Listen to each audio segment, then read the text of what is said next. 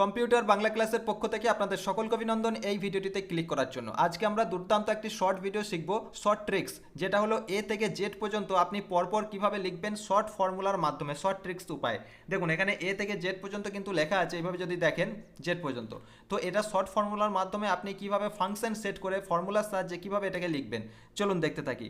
তার জন্য প্রথমে আপনাকে ইকুয়াল দিতে হবে। ইকুয়াল দেওয়ার পর এখানে CHAR লিখবেন, কেমন? CHAR লেখার পর ফাংশন চলে আসবে, সেটাকে ট্যাব কি প্রেস করবেন কিবোর্ডে, ফাংশন সেট হয়ে যাবে। এরপরে ROW লিখবেন। লেখার পরে আপনি এটা প্রথম বন্ধনী দেবেন, শিফট টিপে 9। এরপর লিখবেন A65।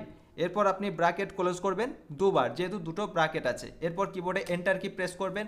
এন্টার কি প্রেস করার পর এটাকে জাস্ট এইভাবে আপনি কোনায় নিয়ে এসে এইভাবে ড্র্যাগ করে দেবেন যতদূর দরকার এর থেকে জেড পর্যন্ত। তো দেখুন এখানে এ থেকে জেড পর্যন্ত কিন্তু এইভাবে চলে এলো। তো ভিডিওটি কেমন লাগলো জানাবেন। এই ধরনের আরও শর্ট ভিডিও পেতে চ্যানেলটিকে সাবস্ক্রাইব করে পাশে থাকুন।